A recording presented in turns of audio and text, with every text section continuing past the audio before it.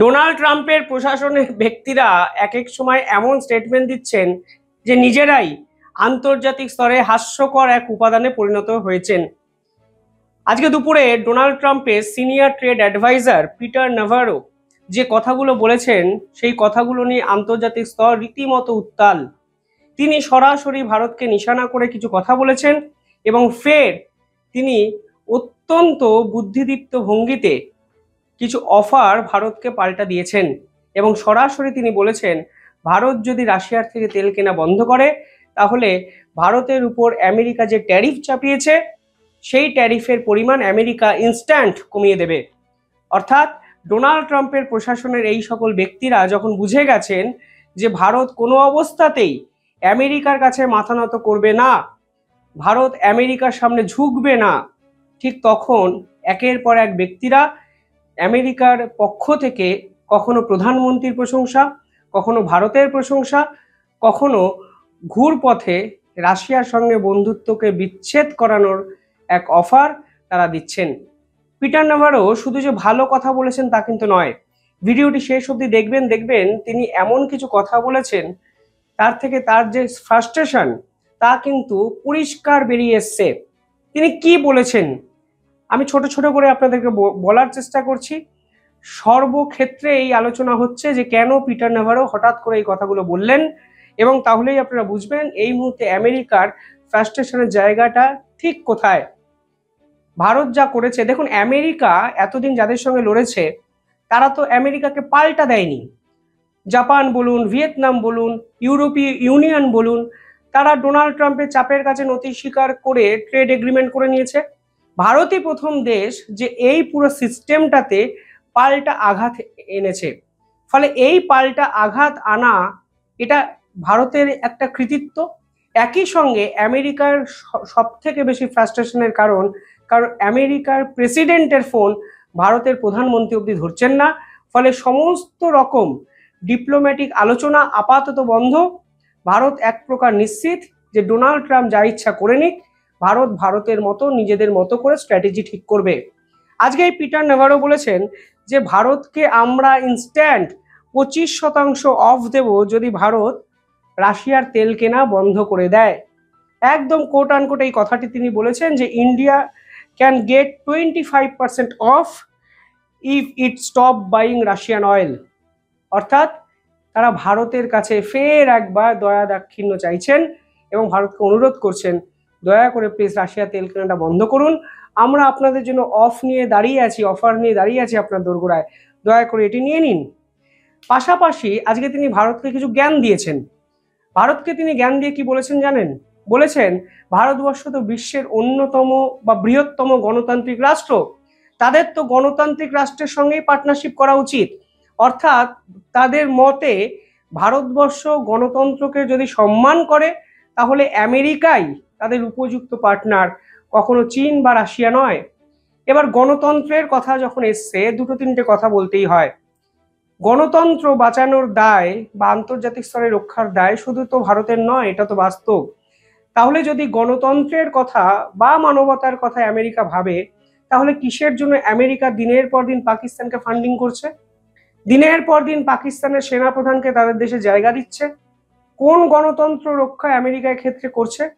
পাকিস্তানবাসীও যেখানে মনে করে তাদের দেশে গণতন্ত্র নেই, এবং ডাটা এটা বলছে, এটা আমার কথা নয়, পাকিস্তানবাসী, বৃহৎ সংখ্যক পাকিস্তানবাসী মনে করে তাদের দেশে গণতন্ত্র নেই, সেখানে আমেরিকা মনে করে পাকিস্তানে একমাত্র গণতন্ত্র বিরাজমান। এই জন্য এরা ফিল্ড মার্শাল আসিম মুনিরকে জামাই আদর করে তাদের দেশে নিয়ে এসছে। আবার তাদের দেশে কিসব তেল ফেল ফুরবে অনেক কিছু ঘোষণা তারা করেছে। সেই আমেরিকা এখন ভারতকে গণতান্ত্রিক হওয়ার জন্য আহ্বান জানাচ্ছে এবং তারা বলতে চাইছে রাশিয়া তো ভারতের বন্ধুই নয়। এবার দেখুন এক্ষেত্রে যিনি এই কথাগুলো বলেছেন তিনি ডোনাল্ড ট্রাম্পের কার্যত ডান হাত পিটার নাভারো। ধরে নেওয়া যায় ডোনাল্ড ট্রাম্পের মতই তিনি সকলের সামনে ব্যক্ত করেছেন এবং এই জন্যই এই পার্টিকুলার স্টেটমেন্টগুলো নিয়ে এত বিতর্ক। তিনি বলেছেন রাশিয়ার সাথে ভারতের বন্ধুত্ব নিয়ে তিনি প্রশ্ন তুলেছেন এবং তিনি বলেছেন রাশিয়া ভারতের বন্ধুই নয় এবং ভারত নাকি গণতান্ত্রিক রাষ্ট্র ছেড়ে অথরাইজেশনে বিশ্বাস করে, অর্থাৎ স্বৈরাচারে বিশ্বাস করে, এরকম রাষ্ট্রকে বন্ধু হিসেবে ভাবছে। রাশিয়ার সঙ্গে ভারতের বন্ধুত্ব 2025-এ এসে শুরু হয়নি। 1971 সাল মুক্তিযুদ্ধ, আপনাকে সেই সময় থেকে আজকে 2025 প্রত্যেকটি বছরের হিসেব করে বুঝতে হবে যে রাশিয়ার সঙ্গে ভারতের বন্ধুত্ব কোনো 1-2 বছরের খামখেয়ালিপনা বন্ধুত্ব নয়। 1971 সালে রাশিয়া যদি তাদের এয়ারক্রাফট ক্যারিয়ার না দিত, হয়তো মুক্তিযুদ্ধর সেই গল্পটাই আলাদা হতে পারত, অনেক কিছু হতে পারতো, অনেক সম্ভাবনা তত্ত্ব তখন আমাদের সামনে খাড়া হতো। সেবার কিন্তু পাকিস্তানকে সাহায্য করেছিল এই আমেরিকা। শুধু তাই নয়, 1965 বলুন, 1960-এর দশক বলুন, 1950-এর দশক বলুন, দিনের পর দিন জঙ্গিপনাকে সাপোর্ট করে গেছে এই আমেরিকার মতো অস্ত্র বিক্রিকারী একটি রাষ্ট্র। আজকে তারা ভারতকে গণতান্ত্রিক হওয়ার জন্য পরামর্শ দিচ্ছে, উপদেশ দিচ্ছে এবং বলছে রাশিয়া তোমাদের বন্ধু নয়। 1971 সালে যে বন্ধুত্ব শুরু হয়েছে, আজকে 2025-এ এসে সেই বন্ধুত্ব অটুট আছে এবং এরা ঈর্ষান্বিত হয়ে এই কথাগুলো বলছেন। যখন বন্ধুই নয় রাশিয়া, তাহলে 25 তারিখ যে আলাস্কায় মিট হলো পুতিনের সঙ্গে, সেখানে আপনি রাশিয়াতে নতুন করে আপনার আমেরিকার কোম্পানি এক্সন মোবিলকে ইনভেস্টমেন্ট করার জন্য পুতিনের কাছে অনুরোধ কেন করলেন? ব্যাখ্যাটা সহজ। রাশিয়ার এনার্জি সেক্টর এতটাই এনরিচ যে সেই এনার্জি সেক্টরে ঢুকতে চাইছে আমেরিকা। ভারত পার্টিকুলার ওখানে বসে আছে বলে তারা কোনো অবস্থাতেই সেখানে ঢুকতে পারছে না। আর এখন এই সকল কথা বলে পুরো বিতর্কটি অন্যদিকে ঘুরিয়ে নেওয়ার চেষ্টা করছে। তারা চীনকে নিয়ে কথা বলেছে, আকসাই চীন নাকি চীন জোর করে কেড়ে নিয়েছে, দখল করে নিয়েছে, এই সকল কথাগুলো বলেছেন। তিনি তার মতো করে ব্যাখ্যা করেছেন। পাশাপাশি তিনি হঠাৎ করে আবার বলেছেন আই এম ফুললি পাজেলড, যে তারাও এখন রীতিমতো পাজেলড তিনি স্বীকার করছেন। মানে যে আমেরিকা শাসন করে এই পৃথিবীকে, তাদের মতে যে যাদের ডিকটেশনে এই পৃথিবীর একটা পাতা অবধি নড়ে না, তারা ভারতের আচরণে পাজেলড, কনফিউজড। তারা বুঝতে পারছে না ভারত কি চাইছে। তারা ভেবেছিল ভারতকে হুমকি বা হুঁশিয়ারি দেবে, ভারত সুরসুর করে আমেরিকাতে গিয়ে বলবে দয়া করে ভাই আমাদের উপর ট্যারিফটা তুলে নিন।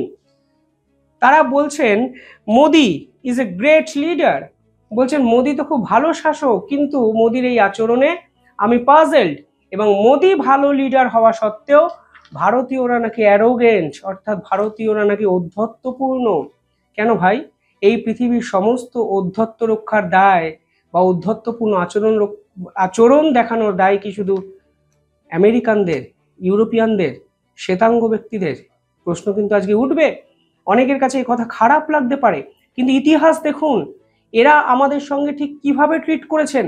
আজকের দিনে দাঁড়িয়ে তারা ভারতীয়দের ঔদ্ধত্যপূর্ণ আচরণের জন্য সমালোচনা করছেন, বলা ভালো করতে বাধ্য হচ্ছেন, কিন্তু কোনটা অ্যারোগেন্স আর কোনটা সেলফ রেসপেক্ট, এই সূক্ষ্ম তফাৎ এই রকম আমেরিকার ট্রেড অ্যাডভাইজাররা বুঝতে পারছেন না বলেই যাবতীয় অসুবিধা। যদি ডোনাল্ড ট্রাম্পের রাশিয়াকে নিয়ে সমস্যা থাকতো, ডোনাল্ড ট্রাম্পের স্ট্র্যাটেজিক পার্টনার ভারত, তাদের সঙ্গে আলোচনা করতে পারতো, একটা মিটিং হতে পারতো, দ্বিপাক্ষিক সম্পর্ককে ভালো রাখার জন্য পরবর্তী পদক্ষেপ ঠিক করা যেতে পারতো। কিন্তু না, অ্যারোগেন্সি তো আমেরিকানরা দেখিয়েছে। অ্যারোগেন্সি দেখিয়েছেন বলেই তারা 50% ট্যারিফ চাপিয়ে দিয়েছেন শুধুমাত্র বিনা দোষে রাশিয়ার থেকে তেল কেনার অজুহাতে। ভারত একটা খারাপ শব্দ উচ্চারণ করেনি আমেরিকাকে নিয়ে। ভারত বুঝিয়ে দিয়েছে এই আমেরিকাকে নিয়ে কিছু বলা মানে পাগল কুকুরকে জাগিয়ে দেওয়া। সে হঠাৎ করে এমন নাচবে, জানবেই না লোকে যে আসলে তার সমস্যাটা কোথায়, ডিফেক্টের জায়গাটা কোথায়। এমনি ডোনাল্ড ট্রাম্প পাগলের মতো সারাদিন যা কথাবার্তা বলছেন, আন্তর্জাতিক স্তর দুদিন পর এই ডোনাল্ড ট্রাম্পের কথা কেউ হয়তো পাত্তা দেবেন না। সেলফ রেসপেক্ট ভারত দেখিয়েছে, আত্মবিশ্বাসের সঙ্গে মাথা উঁচু করে দাঁড়িয়ে আছে। ভারত বুঝে গেছে এই আমেরিকার ক্ষমতা নেই ভারতের অর্থনীতিকে শেষ করার। যারা দুদিন আগে ডেড ইকোনমি বলেছিল, তারা আজকে বলছে ভারতীয়রা ঔদ্ধত্যপূর্ণ আচরণ করছে, আমাদের সঙ্গে কথা বলছে না, ডোনাল্ড ট্রাম্পের ফোন ধরছে না, আমাদের পায়ের কাছে ডাইভ দিচ্ছে না। আজকে বোঝা যাচ্ছে আসলে আমেরিকার ফাটাবাসে এক্স্যাক্টলি ঠিক কি জিনিস আটকে গেছে। যে ফাটাবাস থেকে বার করার ক্ষমতা এই আমেরিকার স্বৈরাচারী শাসক পাগল ডোনাল্ড ট্রাম্পের নেই, তার দিনের আলোর মতো পরিষ্কার। পাশাপাশি তিনি বলেছেন Modi is a matured democracy controller, এসব তিনি কথাবার্তা বলেছেন। পাশাপাশি তিনি শেষে যে কথাটা বলেছেন অত্যন্ত আপত্তিকর। তিনি বলেছেন আসলে রাশিয়া থেকে তেল কিনে ভারত ইউক্রেনের সঙ্গে যুদ্ধটি চালাচ্ছে, তাই এটি রাশিয়ার যুদ্ধ নয়, এটি মোদির যুদ্ধ।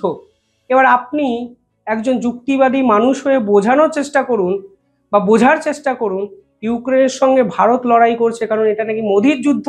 কে বলছেন? ডোনাল্ড ট্রাম্পের cabinet minister, trade adviser Navarro. আমি সত্যিই জানি না এর ব্যাখ্যাটা কি। রাশিয়া যে যুদ্ধ ইউক্রেনের সঙ্গে করছে, ধরেই নিলাম তারা তেল বিক্রির টাকা দিয়ে করছে। এবার আপনি আমার সঙ্গে ব্যবসায়ী সম্পর্ক রেখেছেন, আমি আপনার থেকে একটা জামা কিনেছি, আপনি সেই টাকায় খাচ্ছেন, ঘুরছেন, উড়ছেন না ঘুমাচ্ছেন, সেটা দেখার দায়িত্ব কি আমার? আপনাকে কেউ থামাতে চাইছে, আপনার শত্রু, সেই শত্রু আপনাকে থামাতে না পেরে আমাকে বলছে আপনি জামাটা কেনা বন্ধ করুন। কেন ভাই? জামার কোয়ালিটি ভালো, জামা সস্তা, আমি তাই কিনছি। তুমি তাকে থামানোর চেষ্টা করতে না পেরে বা চেষ্টা করতে গিয়ে ধপাস করে উল্টে পড়ে তুমি আমাকে টার্গেট করছো। কোথায় গেল আমেরিকার সেই হুমকি, হুঁশিয়ারি, বড় বড় ডায়লগ?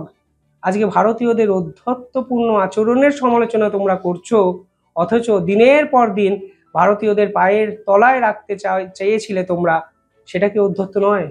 প্রশ্ন থাকলো, কমেন্টে জানাবেন আপনারা কিভাবে দেখছেন পুরো বিষয়টি।